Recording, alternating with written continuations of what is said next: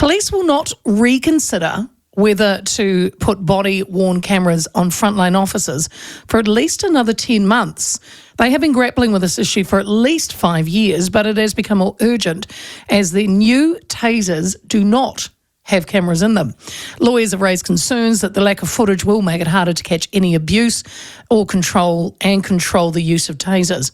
Police have reassured the lawyers, this was last year, by saying that they would be reconsidering whether to introduce body-worn cameras to pair with Tasers for the first time after previously being unwilling. But that has not happened, and it will not happen until at least June. So why the delay?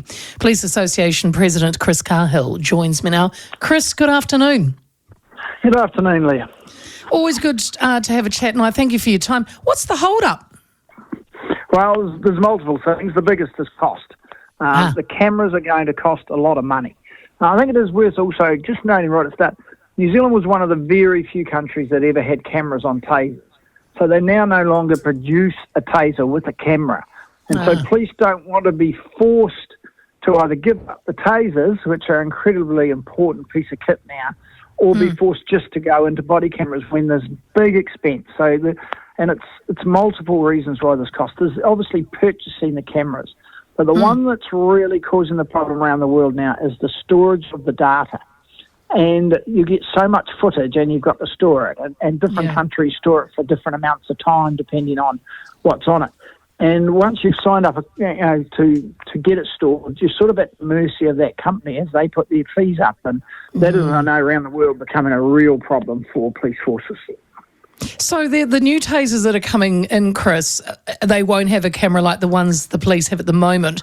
And you just said that they won't because have they stopped doing it? Are there no Tasers in the world now that puts cameras on them? That's correct. So they don't make a Taser with a body camera. What they do is they'll produce body cameras that can automatically go on when you draw a Taser. But then once you've got, the problem is you can't sort of in a way be half pregnant. Once you've got the body camera on, you couldn't say, I'm only going to use it for when I use my Taser. There'll be an expectation from the public it's available all the time. And so that creates a whole different environment. And just to be clear, we're in favour of body cameras. I think overall police are, and certainly most police officers are, because they give a better, fuller picture of what's happening. But equally, costs are an issue. I mean, everyone's trying to save money at the moment, and this is a multi-million-dollar project, and consistently going forward with data. So there's a bit to be worked out. So I kind of did a little bit of a research into it, and they said it was around about $1,000 a camera. Does that ring true with you? Yeah, a bit more. And that, it depends a little bit on the quality, what you get, but. That's one thing, but then how often they last, how you have to replace them adds into that.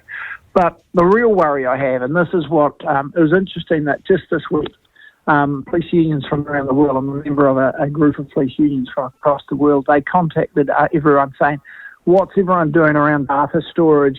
We've got some real issues where it is costing too much and police forces are having to turn the cameras off because they simply can't have a budget for the storage. So I think it is important that we get that right first. There's also another issue that we have a big concern about, and that is who could have access to the data and what will that lead to. And can you imagine if everyone could make an Official Information Act request for footage? One thing, it would bog police down massively. You're going to have a load of police staff doing that instead of doing things that add to frontline policing. But equally, the footage will be everywhere. So that's another big concern.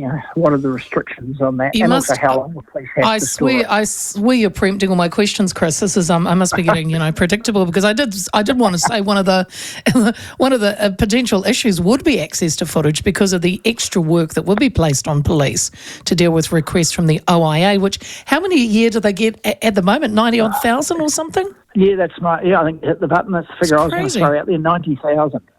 So. It's a massive burden now, and you can imagine where it will go with this.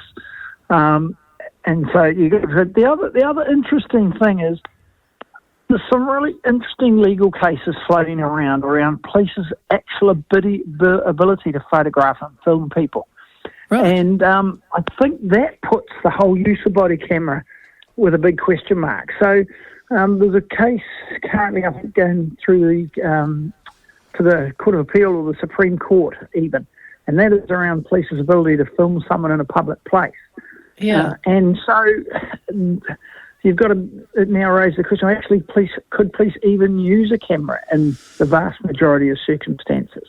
Was this something, Chris, I heard it was a while ago now, was it last year or maybe before, about there was a couple of kids that the police took some photos of some kids and then the families all went spastic, and was that something around that? It's a slightly different, but it's another part of that equation. So, yeah, it's the photographing of teenagers, is that appropriate?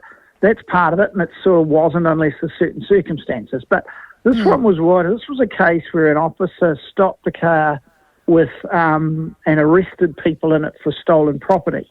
But he took photographs of them. He then used those photographs to show the clothing they were wearing was the same as the clothing worn by two offenders at an armed robbery earlier that day.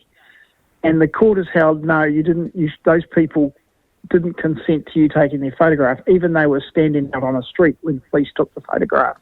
So it's a really interesting case, and I think personally it's an incredibly out-of-date case. So everywhere you go now, you can expect to be on CCTV camera.